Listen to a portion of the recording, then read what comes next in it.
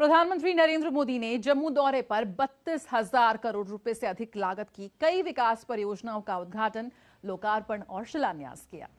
PM ने देश भर में शिक्षा क्षेत्र को अधिक बढ़ावा देने के लिए IIT Bhilai, IIT Tirupati, IITDM Kurnool, IIM Bodhgaya, IIM Jammu, IIM Visakhapatnam और भारतीय कौशल संस्थान आईआईएस कानपुर जैसे कई महत्वपूर्ण शिक्षा संस्थानों के परिसरों का उद्घाटन और लोकार्पण किया। पीएम मोदी ने एम्स जम्मू का उद्घाटन किया। उन्होंने इसकी फरवरी 2019 में आधारशिला रखी थी। उन्होंने जम्मू हवाई अड्डे के नए टर्मिनल भवन और जम्मू में common user facility petroleum depot की आधारशिला भी रखी। कार्यक्रम के दौरान जम्मू कश्मीर में कई महत्वपूर्ण सड़क व रेल कनेक्टिविटी परियोजनाओं का लोकार्पण और शिलान्यास किया गया। प्रधानमंत्री द्वारा जम्मू कश्मीर में नागरिक और शहरी बुनियादी ढांचे को मजबूत बनाने के लिए कई परियोजनाओं का शिलान्यास और उद्घाटन भी उन्होंने किया। प्रधानमंत्री ने घाटी में पहली इलेक्ट्रिक ट्रेन और संगलदान स्टेशन और बारामूला स्टेशन के बीच रेल सेवा को भी हरी झंडी दिखाई। बनिहाल, खारी, सुंबर, संगलदान खंड का चालू होना महत्वपूर्ण है क्योंकि इसमें पूरे मार्ग पर बैलिस्ट लेस ट्रैक का उपयोग किया गया है, जो यात्रियों को बेहतर सवारी का अनुभव प्रदान करेगा। रेल परियोजनाएं कनेक्टिविटी में सुधार करेंगी, पर्यावरणीय स्थिरता सुनिश्चित करेंगी और क्षेत्र के समग्र आर्थिक विकास को बढ़ावा देंगी। प्रधानमंत्री नरेंद्र मोदी अनुच्छेद 370 का भी उन्होंने जिक्र किया और कहा कि ये जम्मू कश्मीर के विकास में सबसे बड़ी बाधा थी। उन्होंने इस मुद्दे पर आ रही एक फिल्म का भी जिक्र किया। आज हम एक नया जम्मू कश्मीर बनते हुए देख रहे हैं। प्रदेश के विकास में सबसे बड़ी दीवार आर्टिकल 370 की थी, आर्टिकल 370 की थी। इस दीवार को भाजपा की सरकार ने हटा दिया है। अब जम्मू कश्मीर एक संतुलित विकास की ओर बढ़ रहा है और मैंने सुना है शायद इसी हफ्ते ये 370 को लेकर के कोई फिल्म आने वाली है। मुझे लगता है आपका जय जयकार होने वाला है पूरे देश में। ये 370 की ताकत देखिए। 370 जाने के कारण आज मैंने हिम्मत के साथ देशवासियों को कहा है कि अगले चुनाव में भाजपा को 370 दीजिए और एनडीए को 400 पार कर दीजिए।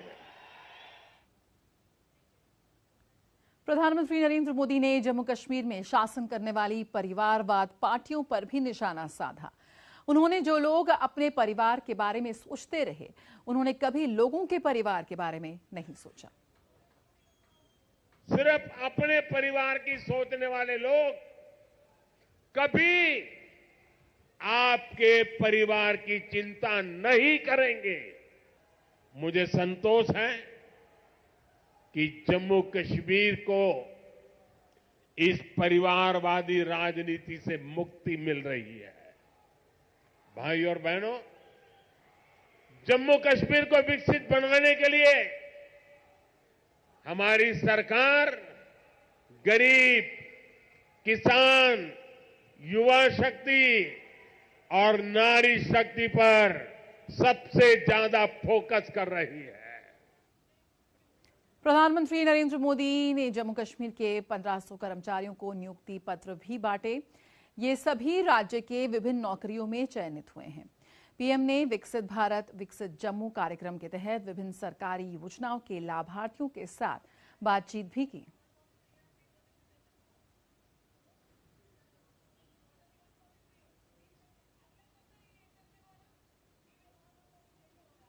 तो 32,000 करोड़ रुपए से अधिक लागत की कई विकास परियोजनाओं की शुरुआत आज हुई है और तस्वीरों में आप देख सकते हैं ये वो युवा हैं जिनको आज नियुक्ति पत्र मिले।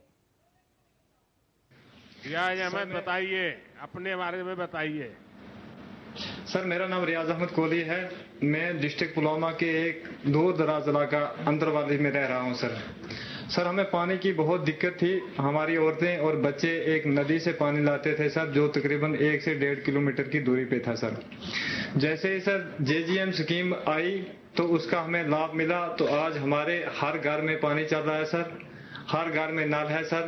तो हमारे उसकी वजह से हमारे बच्चे भी अब टाइम पे स्कूल पे पहुंचते हैं और हम साफ पानी पीते हैं, हमारी सेहत भी ठीक है। गांव के सभी घरों को अब कनेक्शन हो चुका है, काम पूरा? जी बिल्कुल हो चुका है सर। तो सब माताएं बहनों के मेरे बहुत आशीर्वाद मिलते होंगे, क्योंकि माताओं बहनों के लिए पानी एक सबसे बड़ी चिंता का विषय होता है और सबसे ज्यादा मेहनत भी उनको करनी पड़ती है। तो मैं तो हर माँ को मदद करने के लिए ये पानी पहुंचा रहा हूं। तो सब माताएं बहनों को पता है, आशीर्वाद मिलेंगे मुझे। वो सर आपको दुआएं दे रहे हैं सब लोग, जिनको आज तक पानी नहीं मिला, तो आज पानी ही जिंदगी है इंसान की सर। अच्छा, आपके यहाँ और कौन कौन सी योजनाएं आई हैं जिसका पता है? सर मैं गुज्जर कम्युनिटी से ताल्लुक रखता हूं और हम जंगल के बीच में रह रहे हैं सर। तो सर जैसे ही 2019 के बाद आर्टिकल 370 के बाद हमारे जम्मू कश्मीर में सर फॉरेस्ट राइट एक्ट लागू हुआ सर, तो हमने उसका लाभ उठाया, तो हमें आज मालिकाना हकूक मिल रहे हैं सर। हम खुशी से अपनी जमीन पे रह रहे हैं। आज हम समझ रहे हैं कि हम अपने घर में रह रहे हैं। देखिए, आपको शायद पता होगा कि नहीं, क्योंकि आप तो उस समय बहुत छोटे होंगे। मैं करीब पिछले 40-50 साल से जम्मू कश्मीर से मेरा नाता रहा है, और पहले जब यहाँ संगठन के काम में आता था तो ज्यादातर गुजर परिवार के लोग ही मुझे संभालते थे। मेरी सारी खातिरदारी गुजर परिवार करते थे। तो मैं आप लोगों से बहुत निकट जुड़ा रहा। चलिए, मुझे बहुत अच्छा लगा आपके यहाँ इतना दूर सुदूर जंगलों में भी पानी पहुंचा है। सर ये बहुत खुशी हो रही है कि मैं अपने प्राइम मिनिस्टर साहब से बात कर रहा हूं। आज तक तो मेरी औकात सर एक MLA तक बात करने की नहीं थी। इसकी तो बहुत खुशी है, क्योंकि एक गांव से निकल के आके मैं देश के प्राइम मिनिस्टर साहब से बात कर रहा हूं। इसके लिए आपका ये बड़ापन है सर, मौका दिया आपने। और भी सर हमारे गाँव में बहुत सारी स्कीमें हैं जिनका गुज्जर लोगों ने या खासकर बैकवर्ड लोग हैं जो सर जिन्होंने फायदा उठाया।